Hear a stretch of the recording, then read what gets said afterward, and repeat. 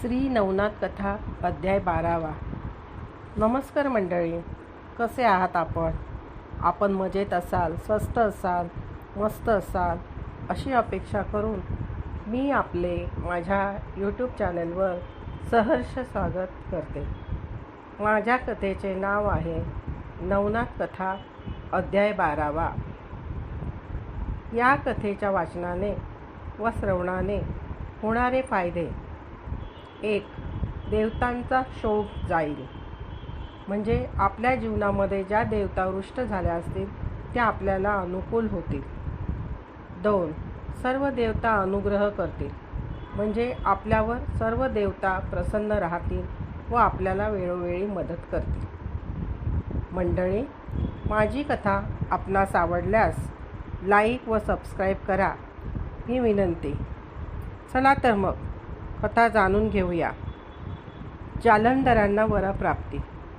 श्री गणेशाय नमः. अग्निनारायणाने जालंधरास त्यांचे जन्मवृत्त सांगितले आणि विचारले, वत्स, आता सांगा, तुम्ही इथे का आलात? तेव्हा त्यांनी गृहत्यागाविषयी सर्व कथा सांगितली. ती ऐकून जालंधरचे मन भरून आले. यावेळी तुमच्यावर काही कृपा करावी असे मला वाटते. तरी तुमची काही इच्छा असल्यास मला सांगा, जालंधर म्हणाले. तात महाराज, मला कसलीच इच्छा नाही. माझे खरे हित कशात आहे ते पाहून माझ्यावर कृपा करा. इतर जीवांप्रमाणे मी जन्मलो, जगलो आणि गेलो असे होता कामा नाही. माझ्या जन्माचे सार्थक झाले पाहिजे. हा तुमचा पुत्र चिरंजीव राहील असे करा. मुलाच्या संभाषणाने त्याला परमानंद झाला. जगत कल्याणासाठी जे हवे ते सर्व प्राप्त व्हावे म्हणून त्यांना घेऊन तो दत्तप्रभूंकडे आला. अग्निदेवाला पाहून श्री गुरूंना फार आनंद झाला. त्यांनी त्याला आपल्या शेजारी मोठ्या प्रेमाने बसविले. त्यांचे क्षेमकुशल विचारून नंतर जालंधरकडे पाहून, हे बालक कोण आहे? कोणाचे पुत्र आहेत? यांना येथे का आणले आहेस?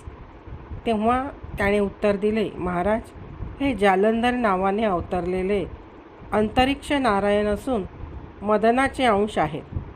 भगवान शंकरांनी मदनाला भस्मसात करण्यासाठी माझ्या स्वाधीन केले, पण मी त्याला जाळून टाकले नाही.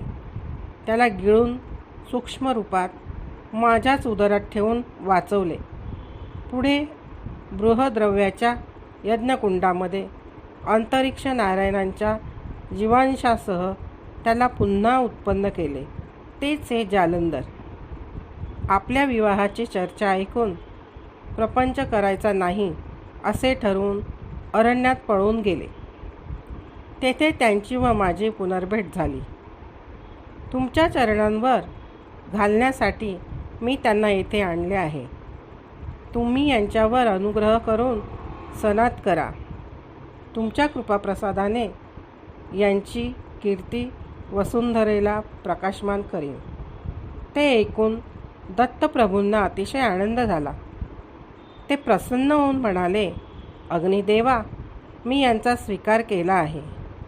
मी यांना सर्व विद्या संपन्न करीन, परंतु त्यांनी 12 वर्ष माझ्याकडे राहिले पाहिजे. श्री गुरूंनी जालंधरांना आपल्या मांडीवर बसून कानात दीक्षेचा मंत्र उच्चारला. त्या मंत्रप्रभावाने त्यांना ब्रह्मज्ञान झाले. पुढे 12 वर्ष आपल्या संगतीत ठेवून त्यांना सर्व शास्त्रे, विद्या, कला यामध्ये पारंगत व निष्णात केले. त्यांना देवतांची दर्शने घडवून त्यांच्याकडून वरदाने मिळवून दिली. पुढे दत्तगुरूंनी अग्नीच्या स्वाधीन जालंधरला करून पुढे काय करायचे ते सांगितले. पुढे दत्तप्रभूंचे आभार मानून जालंधराला पूर्वी मच्छिंद्रनाथांनी ज्या देवतांना अनुकूल करून घेतले होते व वर मागून घेतले होते त्याच देवतांना वश करून वर मागून घेतले. मग त्यांना बद्रीवनात नेऊन 12 वर्ष तपश्चर्येस बसविले. त्यांची घोर तपश्चर्या पाहून ब्रह्मा, विष्णू आणि महेश खाली उतरून त्यांनी शुभाशीर्वाद दिले व त्यांना पूर्ण सिद्ध केले. स्वस्थानी गेले. मग कानिफनाथांचा जन्म. श्री जालंधरांची तपश्चर्या फळाला आली म्हणून बद्रीनाथांना फार आनंद झाला. त्यांनी अग्नी व जालंधर दोघा पितापुत्रांना 3 दिवस स्वतःकडे ठेवून घेतले व त्यांचे आदरातिथ्य केले. त्यावेळी सत्यलोकामध्ये घडलेली कथा त्यांनी या दोघा पितापुत्रांना सांगितली. बद्रीनाथ म्हणाले, ब्रह्मदेवाची कन्या सरस्वती 12 वर्षाची असताना तिचे अप्रतिम सौंदर्य पाहून विधाता स्वतःच कामपीडित होऊन त्यांनी तिला पकडण्याचा प्रयत्न केला. त्यांची बुद्धी फिरलेली पाहून ती बिचारी कन्या त्रैलोक्यात सर्वत्र धावू लागली. धावताना ब्रह्मदेवाचा वीर्यपात होऊन ते हिमालयाच्या जंगलात झोपलेल्या हत्तीच्या कानात पडले. त्यात प्रबुद्ध नारायणांनी संचार करून मनुष्य देह धारण केला आहे. अनेक युगे या गोष्टींना झालेली असली तरी तो हत्ती अजूनही जिवंत आहे.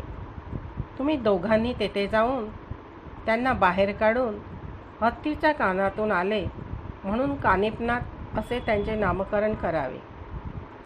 भगवान शंकरांनी सांगितलेली ही कथा सांगताच अग्नी म्हणाला, प्रभो, ही घटना अभूतपूर्व आहे, पण तुम्ही आमच्याबरोबर येऊन आम्हाला ते ठिकाण दाखवा. तो हत्ती कोठे आहे, कसा आहे? शिवजी त्यांच्या समवेत निघाले. त्यांना दुरूनच पर्वतकाय महाभयंकर हत्ती दिसला. हा हत्ती फार चंचल आहे, याला कसे काबूत आणावे? हा काबूत आणणे म्हणजे फारच भयंकर आहे. परंतु जालंधर म्हणाले, आदिनाथ महाराज, आपण चिंता करू नका. झोळीतून चिमूटभर भस्म काढून त्यावर मोहनशास्त्र व स्पर्शशास्त्राचा मंत्रोच्चार करून तो हत्ती त्यांच्या व हत्तीच्या दिशेने त्यांनी भिरकावले. त्याच्या प्रभावाने महाकाय हत्तीही नरमला व तो जमिनीवरच खिळल्यासारखा उभा राहिला. त्यानंतर जालंधर हत्तीच्या कानापाशी जाऊन मोठ्याने हाक मारू लागले, हे प्रबुद्ध नारायणा, जालंधराच्या रूपातील अंतरिक्ष ऋषींनी शिव व अग्निदेव यांच्यासह तुम्हाला न्यायला आलो आहे. हत्तीच्या कानात निर्माण झाल्याने तुमचे नाव कानिफ असे ठेवण्यात आले आहे. तुमचे कार्य प्रतीक्षा करीत आहे, लवकर बाहेर या. ती हाक ऐकून कानातील बैठक सोडून 16 वर्षाच्या महातेजस्वी तपस्व्यांनी हात जोडून नमस्कार केला. खाली उतरल्यावर तिघांनीही त्यांना वंदन केले. आदिनाथांनी त्यांना मांडीवर बसून त्यांचे मुके घेतले व जालंधरास त्यांना अनुग्रह करण्यास सांगितले. जालंधराने श्री गुरूंना वंदन करून आपला वरदहस्त कानिफांच्या डोक्यावर ठेवून त्यांच्या कानात मंत्रोपदेश केला. त्या गुरुमंत्राच्या प्रभावाने शरीरातील मलिनता नष्ट होऊन व्यक्ताचे खरे ज्ञान त्यांना झाले व ते ब्रह्मरूप झाले. त्यांचे जीवन धन्य झाले. त्यांनी नाथजींना मनोभावे नमस्कार केला.